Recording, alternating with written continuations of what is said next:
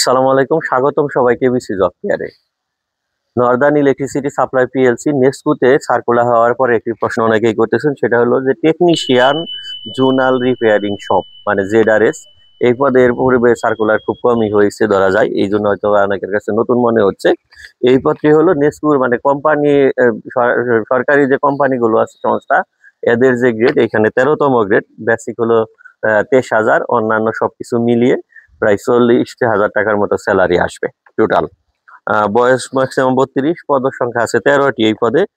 Educational কোয়ালিফিকেশনের ক্ষেত্রে বলছে যে at least HSC or equivalent in science from any শিক্ষা বোর্ড হতে আর কি, রিকগনাইজড এডুকেশনাল বোর্ড। তার মানে আপনার এইচএসসি সায়েন্স থেকে যারা আছেন, তারপরে আলিম পাস মাদ্রাসা বোর্ড থেকে যারা সায়েন্স নিয়ে পাস করেছেন তারা আবেদন করতে পারবেন, বা এই লেভেলে যারা A level O level English medium থেকে আছে তারা আবেদন করতে পারবেন সায়েন্স রিলেটেড।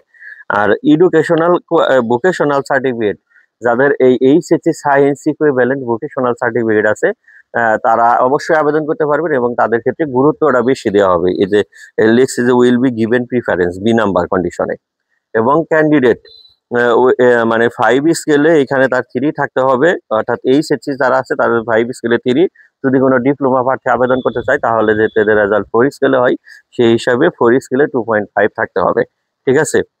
আর আছে এখানে কোনো আলাদা এক্সপিরিয়েন্স দরকার নেই, যদি কোনো এই রিলেটেড এক্সপিরিয়েন্স থাকে সেই ক্ষেত্রে তাকে আলাদাভাবে গুরুত্ব দেওয়া হবে। আর ফিজিক্যাল এবং মেন্টাল হেলথ ভালো থাকলেই হবে, ঠিক আছে। এখন বলি যে এদের মূলত আসলে কাজ কি।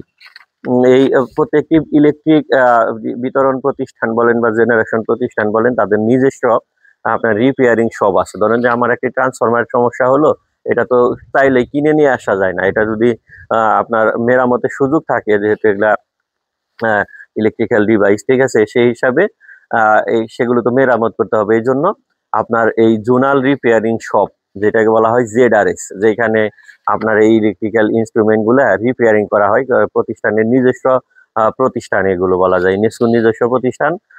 নেস্কুতে যেমন আছে আপনার বগুড়াতে আছে, রাজশাহীতে আছে, ওইদিকে আপনার কই বলে দিনাজপুরেও আছে, আরো সেন্ট্রালে ছোট ছোট কয়েকটি এসএনডি বা এরিয়া ভিত্তিক থাকতে পারে, ঠিক আছে।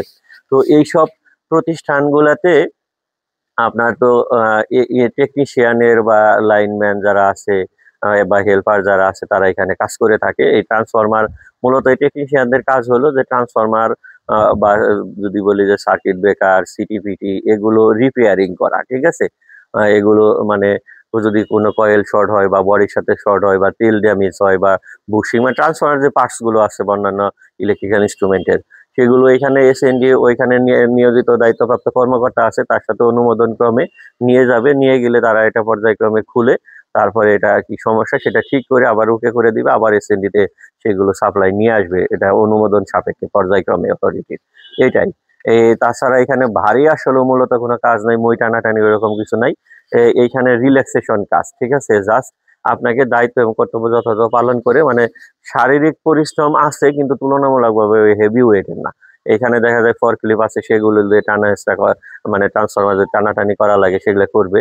আপনাকে জাস্ট হালকা মানে এসএনডিতে যেমন আপনার দেখা যায় যে মই টানাটানির একটা ইস্যু আছে, হয়তো অনেকটা ভয় পাই, ঠিক আছে। এখানে এই ধরনের কোনো ঝামেলা নেই, এখানে বলা যায় তুলনামূলকভাবে এই চাকরি খুব আরামে, ঠিক আছে, সহজ হিসাব।